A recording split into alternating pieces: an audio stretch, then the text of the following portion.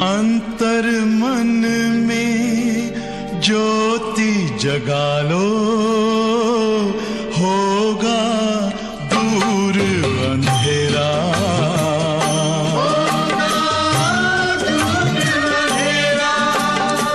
शिव का कर लो ध्यान, आ रहा पावन पुण्य सवेरा।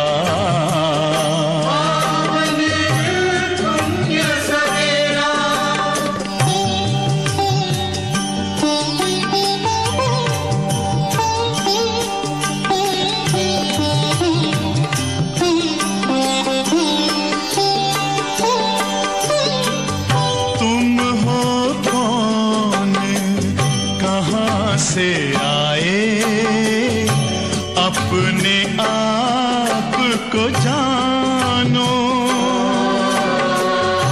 राजयोग के द्वारा अपना परम पिता पहचानो। इसी राजपथ पर चलकर पालो अपना बसेरा।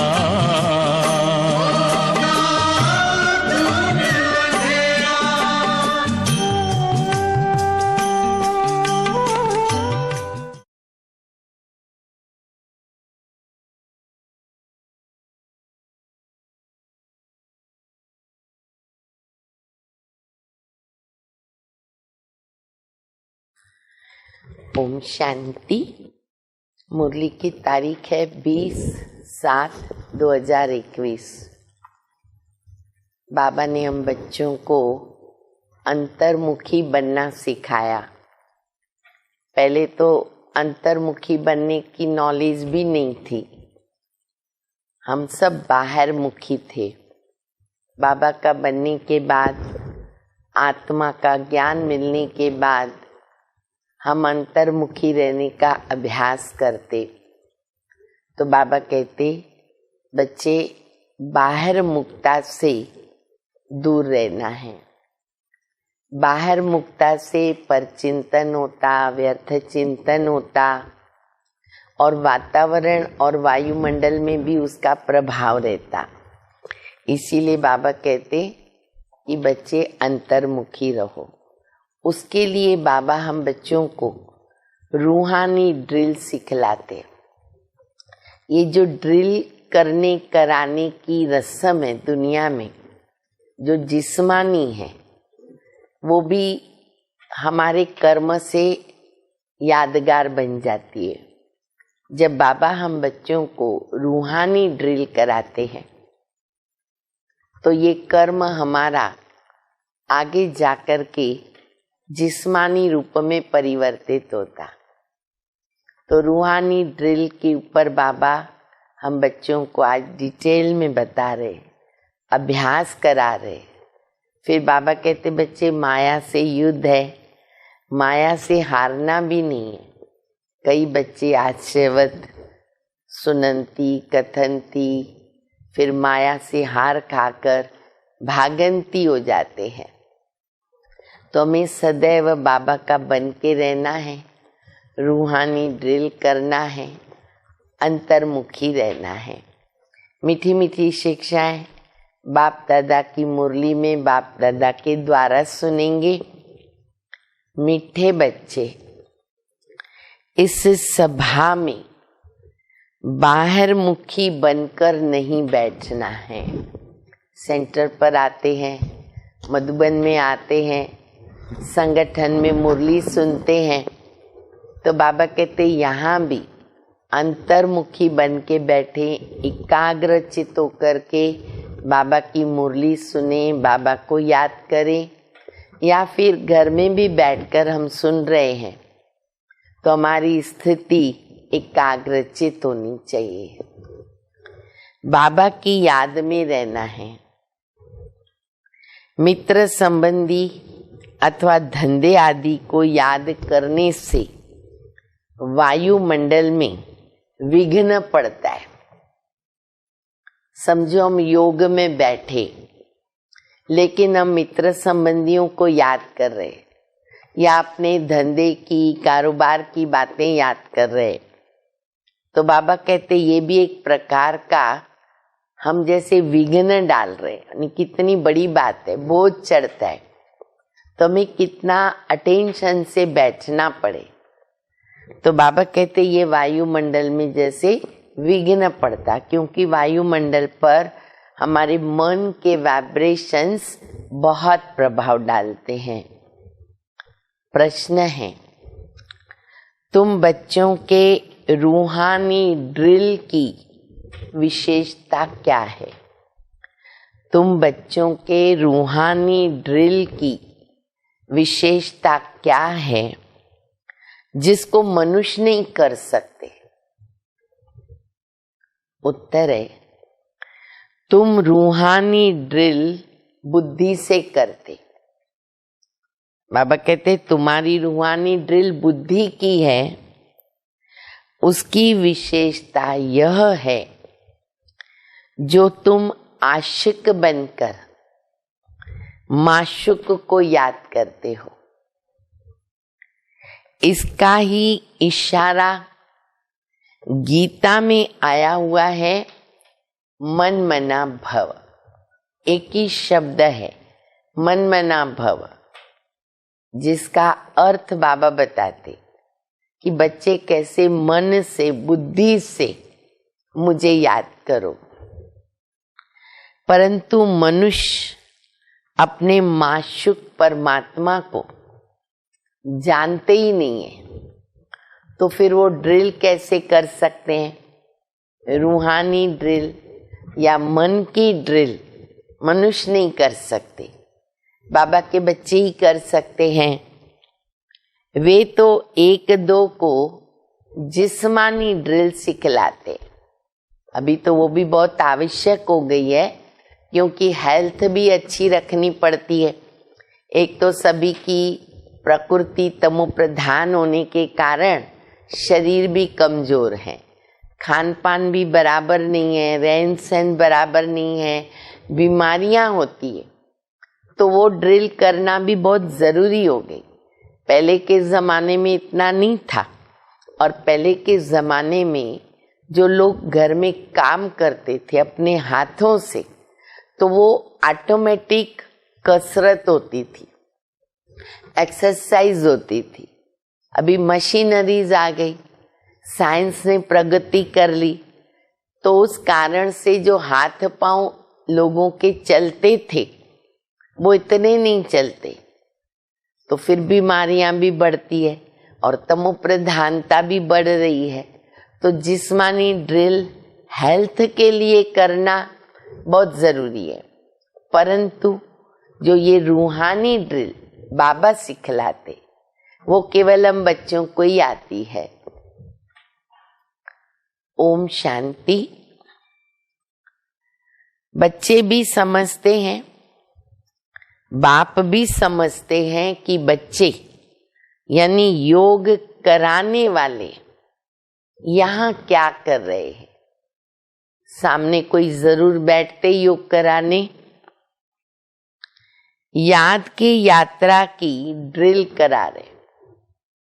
सामने अगर कोई बैठता है तो बाबा कहते क्यों बैठे, सभी को ड्रिल करा ले, ताकि नीचे वालों का अटेंशन रहे, और ये बहुत जरूरी है। इसीलिए ऊपर बैठना होता, आंखें खोल के बैठना होता, ताकि हमको मदद मिले, और उनको देखेंगे अटेंशन रहेगा। यहाँ वहाँ के विचार आएंगे, फिर से हम बाबा की याद में स्थित हो जाएंगे। तो बाबा ने जो नियम बनाए उनका पालन करना बहुत जरूरी है। स्कूल में भी जब ड्रिल करते, कहाँ भी सीखते हैं जिस्मानी ड्रिल, तो टीचर सामने होता तो उनको देख के करते हैं। तो इसीलिए बाबा कहते कि ड्रिल कराने के लिए सामने बच्चे बैठते हैं। मुख से कुछ भी कहने का तो है नहीं, किसकी याद है? परम पिता परमात्मा शिव बाबा की, उनकी याद में रहने से हमारे जो भी विकर्म हैं वो भस्म हो जाएंगे और विकर्मा जीत बन जाएंगे। जितना जो याद की ड्रिल में रहेंगे, बाबा की याद की ड्रिल करेंगे, विकर्म विनाश होंगे। ये आत्मा की ड्रिल है, शरीर की नहीं। भारत में जो भी ड्रिल सिखलाते हैं वो सब जिस्मानी है। बाबा जो सिखाते वो है रूहानी ड्रिल। इस रूहानी ड्रिल को तुम बच्चों के सिवाय कोई भी जानता नहीं। रूहानी ड्रिल का इशारा गीता में है जरूर। भगवानुवाच्य अथवा भगवान के बच्चों का भी वॉच है बोलना। तुम अभी भगवान शिव बाबा के बच्चे बने हो ना। बच्चों को फरमान मिलता, क्या फरमान देते बाबा? माँ में कम याद करो। बाप भी ड्रिल सिखलाते हैं, बच्चे भी ये ड्रिल सिखलाते हैं। फिर बाबा हम बच्चों को निमित्त बनाते, तो हम भी स्टूडेंट्स कम टीचर सबको सिखाते हैं। कल्प पहले भी बाप ने ये कहा था कि मुझ बाबा को याद करो। इसमें घड़ी घड़ी कहने की दरकार नहीं है, परंतु कहना पड़ता है। अब बच्चे को बोलना पड़ता है, तुम घड़ी घड़ी अपने बाप को याद करो, बाप को याद करो। यहाँ देखो कितना वंडर है। हम देहाभिमान में आ जाते हैं, बाबा को कितना बोलना पड़ता। हर मुरली में बाबा कितनी बार याद कराते। यहाँ बैठे कोई अपने मित्र संबंधियों को, धंधे आदि को याद करते रहते हैं तो वायुमंडल में विघ्न डालते हैं। बाबा कहते जैसे यहाँ तुम याद में बैठे हो, ऐसे चलते फिरते कर्म करते हुए भी याद में रहना है। सिर्फ बैठ के नहीं करना है, इतना तो टाइम नहीं मिलेगा। विकर्म बहुत सारे हैं और पुण्य की कमाई भी जमा करनी है भविष्य के लिए। तो बाबा कहते बच्चे हर कर्म करते भी तुमको मुझे याद करना होगा। जैसे आशुक माशुक एक दो को याद करते हैं, काम भी करते हैं और बुद्धि से याद भी करते हैं, तो उन्हों की याद जिस्मानी है और तुम्हारी रूहानी याद है।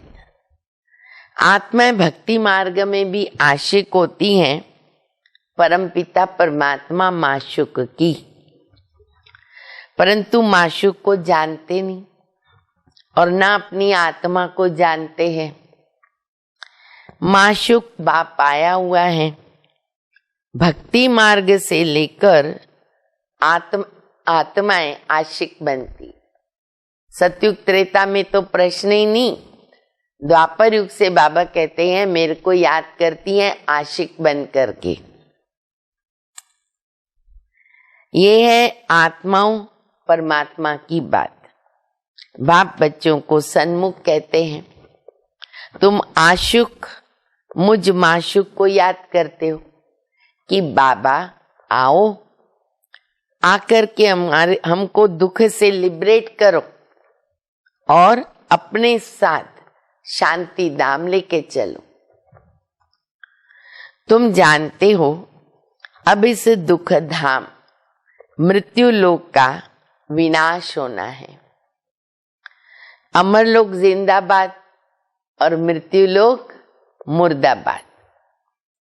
तुम अभी ब्राह्मण बच्चे बने हो, लेकिन तुम्हारे में भी नंबरवार पुरुषार्थ अनुसार बाबा की हर बात को हम समझते हैं।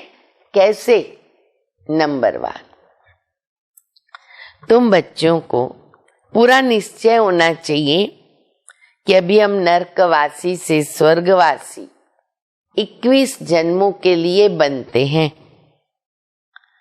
कोई मरता है तो कहते स्वर्गवासी हुआ, परंतु कितने समय के लिए स्वर्गवासी हुआ कोई जानता ही नहीं है।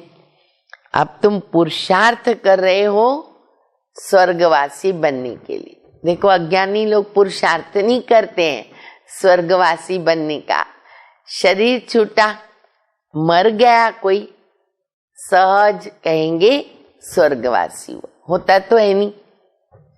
और हम बच्चे प्रैक्टिकल में स्वर्गवासी बनने का पुरुषार्थ करते। अब ये कौन निश्चय कराता? वो है गीता का भगवान, परंतु वो तो एक निराकारी है। मनुष्य समझते हैं निराकार तो निराकारी है, वह कैसे यहाँ आकर के सिखाएंगे। बाप को न जानने के कारण ड्रामा अनुसार कृष्ण का नाम डालकर भूल कर दी। कृष्ण और शिव का संबंध इस समय संगम युग पर नजदीक का है। बहुत अच्छा गहरा राज बाबा ने बता दिया एक लाइन में। नाम भी क्यों बदली हुआ? संगम युग पर जब शिव बाबा गीता का ज्ञान देते हैं, किसके मुख द्वारा देते? ब्रह्मा के मुख द्वारा। ब्रह्मा की आत्मा कौन सी है? कृष्ण वाली, वही कृष्ण बनती है। तो कृष्ण की आत्मा और परमात्मा इस समय कितने नजदीक है, इधर एकदम बाजू में बैठे हुए। तो भक्ति मार्ग में गड़बड़ कर दिया, क्योंकि शिव बाबा तो निराकार है ना, तो नाम डाल दिया कृष्ण का, तो बहुत नजदीक है। शिव जयंती गाई जाती है संगम पर, फिर कल होगी कृष्ण जयंती। शिव जयंती रात में, कृष्ण जयंती है सवेरा, उनको प्रभात कहेंगे। जब शिवरात्रि पूरी होती है तो कृष्ण जयंती होती है। ये बातें बच्चे समझ सकते हैं। कायदा है यहाँ सभा में कोई बाहर मुखी न हो। कितना बाबा मैनर्स सिखलाते हैं। ये स्कूल है, पाठशाला है, कॉलेज है। बाबा कहते इधर बाहर मुखी नहीं बैठे, बाबा की याद में रहना है। मनुष्य पुकारते हैं, हे पतित पावन आओ, आकर के हमको पावन बनाओ। परंतु ड्रामा अनुसार पत्थर बुद्धि कुछ भी नहीं समझते। अगर जानते होते तो बताते। उनको ये भी पता नहीं कि अभी कलयुग का अंत है। फिर जब बाबा आते तो आदि होती है। मनुष्य बिल्कुल घोर अंधियारे में है। लोग समझते कलयुग को अर्जुन 40,000 वर्ष पड़े हैं। बेहद का बाप समझाते हैं, हद का बाप कब पतित पावन तो नहीं हो सकता। बापू नाम तो बहुतों के रख दिए। बुजुर्ग को भी कहते बापूजी या पिताजी। ये रूहानी पिताश्री एक ही है। रूहानी पिताश्री एक ही है जो पतित पावन है, ज्ञान के सागर है। बच्चों को पावन होने के लिए ज्ञान चाहिए ना। पानी में स्नान करने से कोई पावन थोड़ी बनेंगे। तुम जानते हो शिव बाबा हमारे सामने इस तन में प्रत्यक्ष है। ब्रह्मा द्वारा ब्राह्मणों को राजयोग सिखा रहे हैं। वह तो कह देते भगवानुवाच्य अर्जुन के प्रति। ब्राह्मणों का नाम निशान है नहीं। भगवान ने गीता ज्ञान दिया, घोड़े गाड़ी के रथ में दिया, पर किसके प्रति दिया? तो कहेंगे अर्जुन के प्रति। गाया जाता ब्रह्मा द्वारा स्थापना, विष्णु द्वारा पालना।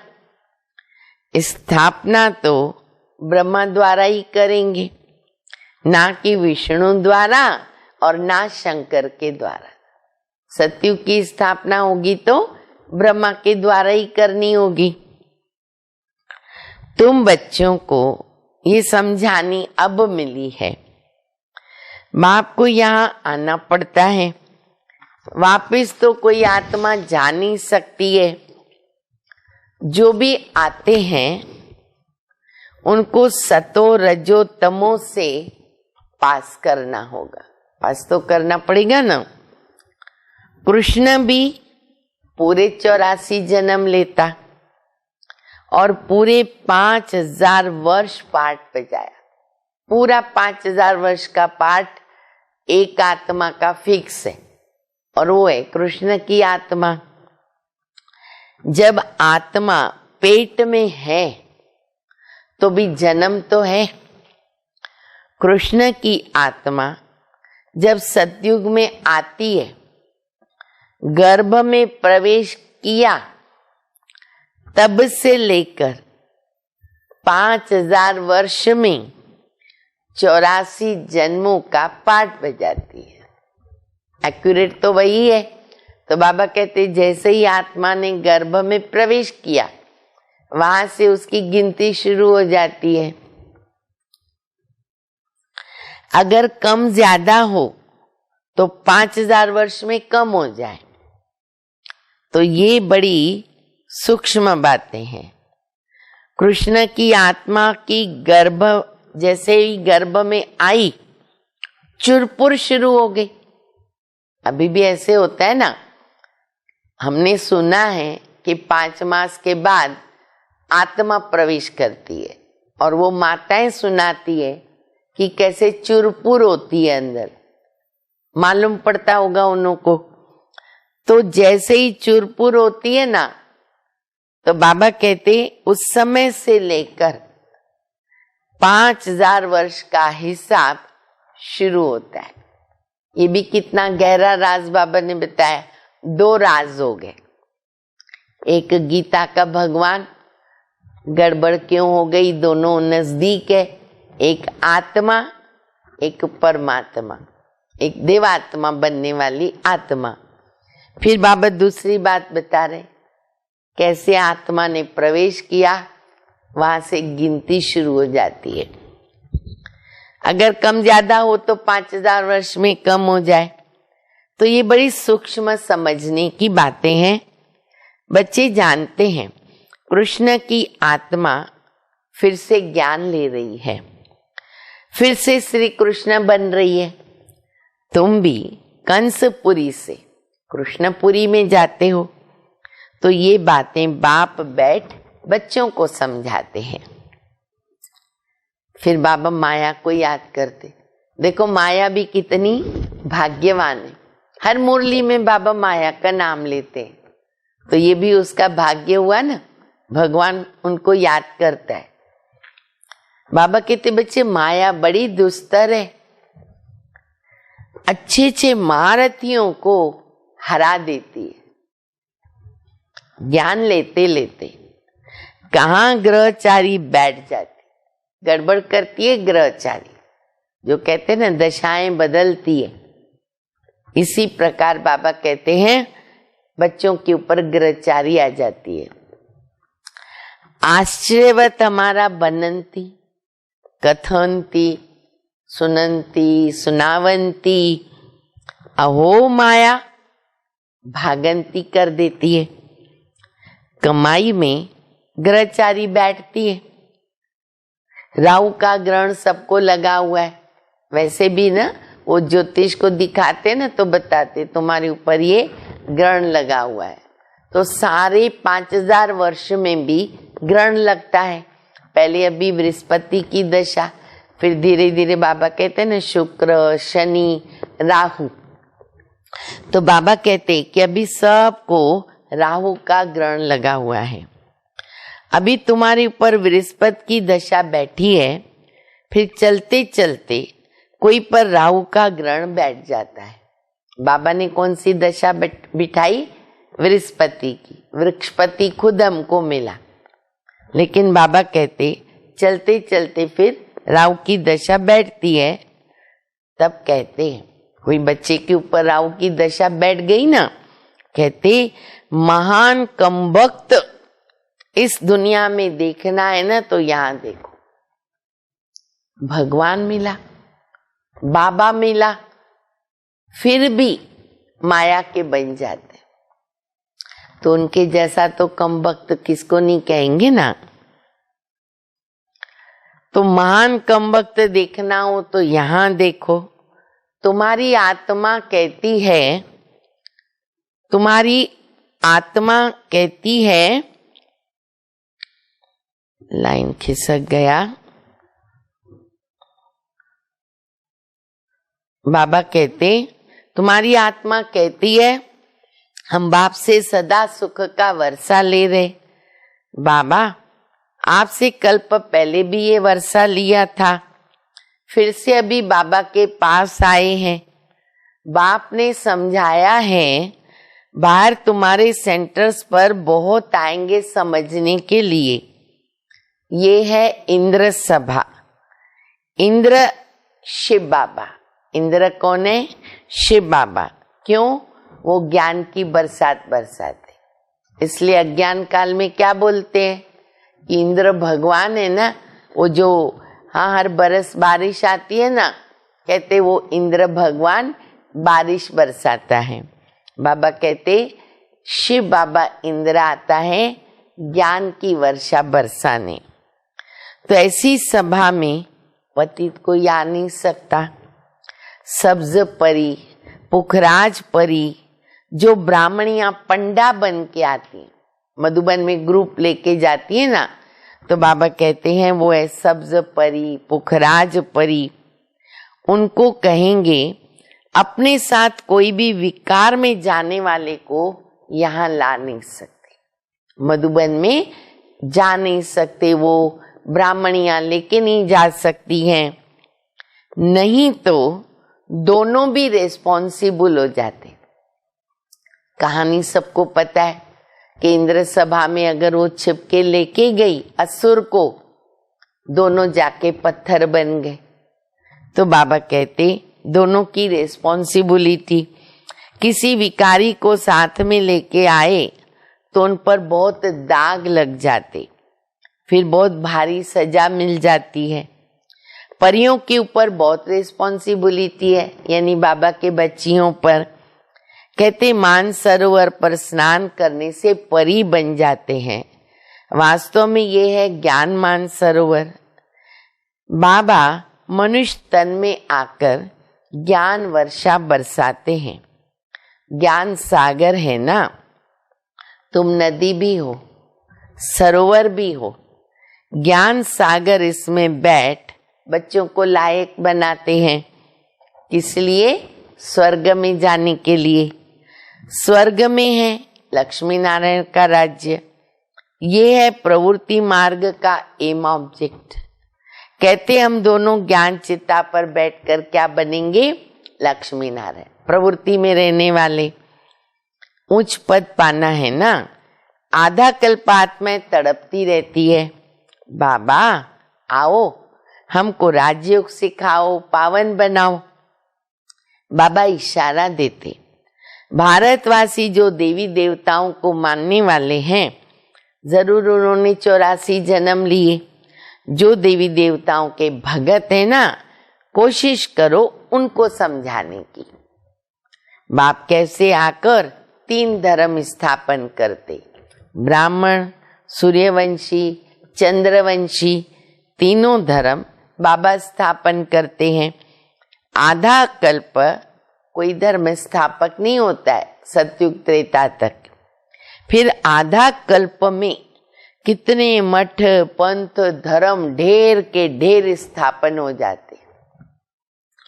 वहां आधा कल्प में एक धर्म, सो भी संगम युग पर भविष्य के लिए राजधानी स्थापन करते।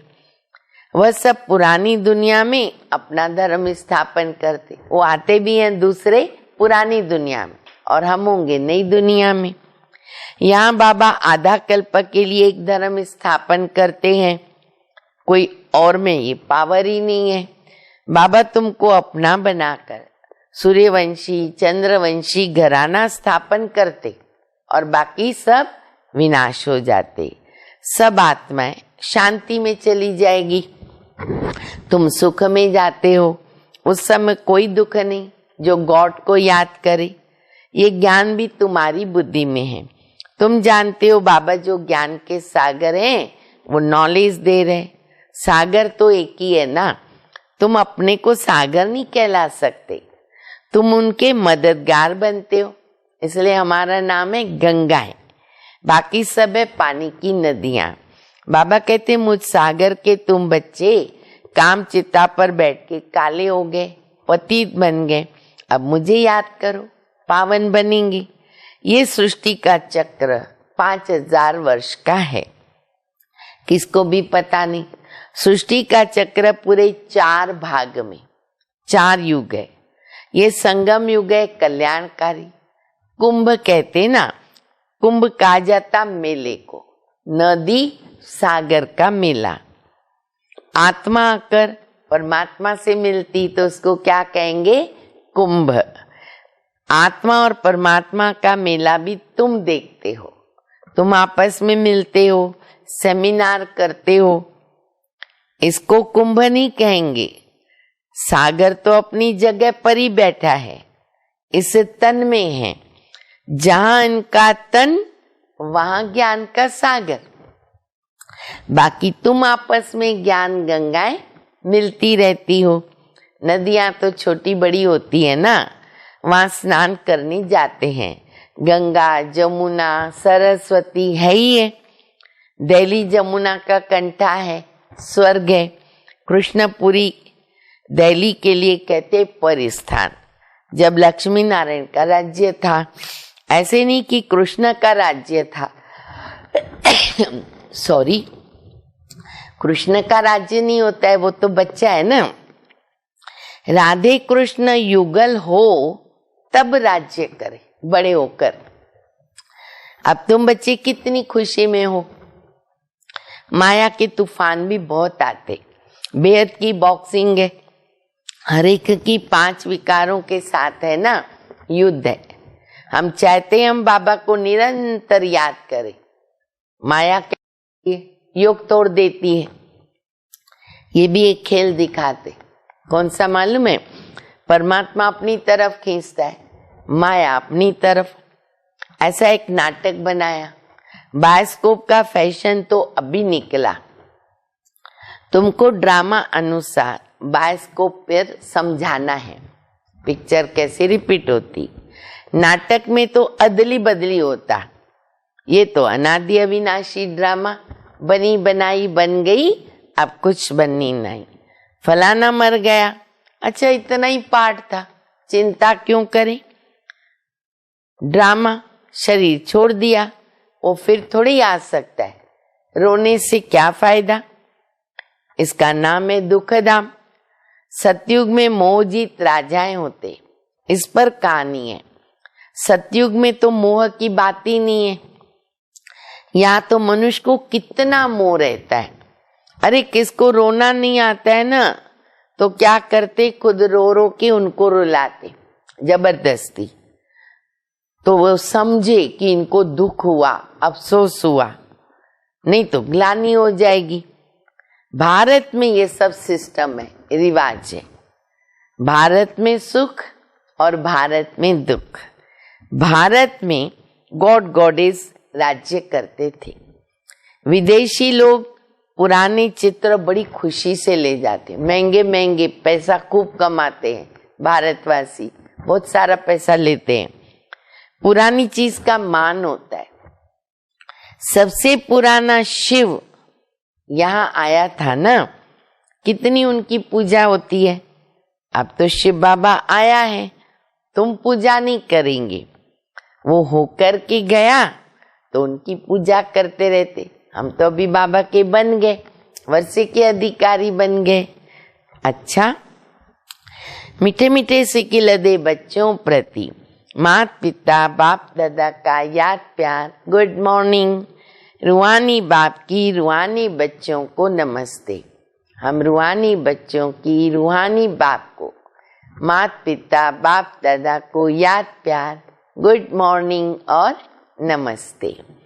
धारणा के लिए मुख्य सार है, पहला, ड्रामा के ज्ञान को बुद्धि में रख निश्चिंत रहना है, बनी बनाई।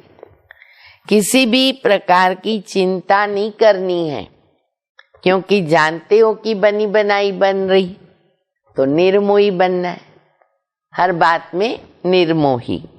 दूसरा, बाप द्वारा जबकि बृहस्पति की दशा बैठी है तो संभाल करनी, यही दशा रहे, राहु का ग्रहण न लग जाए। कोई भी ग्रहचारी हो तो उसे ज्ञान दान से समाप्त कर दे, दान तो छूटे ग्रहण। वरदान, सदा मनन द्वारा मगन अवस्था के सागर में समाने का अनुभव करने वाले अनुभवी मूर्त भव। अनुभवों को बढ़ाने का आधार मनन शक्ति। मनन वाला मगन रहता है। मगन अवस्था में योग लगाना नहीं पड़ता है, निरंतर लगा रहता है, मेहनत नहीं करनी पड़ती।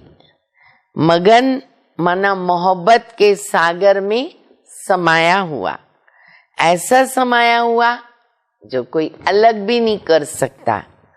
तो मेहनत से छूटो, सागर के बच्चे हो तो अनुभवों के तालाब में नहीं नहाओ, लेकिन सागर में समा जाओ, तब कहेंगे अनुभवी मूर्त। स्लोगन है, ज्ञान स्वरूप आत्मा वह है, ज्ञान स्वरूप आत्मा वह है जिसका हर सेकंड, हर संकल्प समर्थ, हर संकल्प हर सेकंड समर्थ, व्यर्थ कुछ भी नहीं, उसको कहेंगे ज्ञान स्वरूप आत्मा।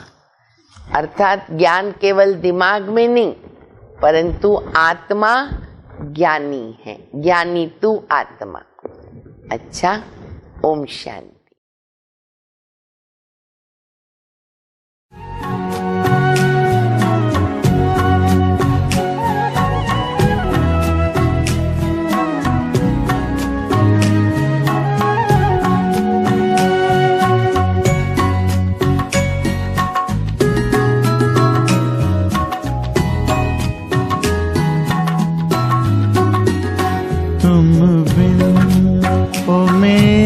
बाबा अब दिल कहीं ना लगता, तुम बिन ओ मेरे बाबा अब दिल कहीं ना लगता। तन है भले यहाँ पर, तन है भले यहाँ पर, मन तो वतन में रहता। तुम बिन ओ मेरे बाबा अब दिल कहीं ना लगता। तुम बिन ओ मेरे बाबा अब दिल कहीं ना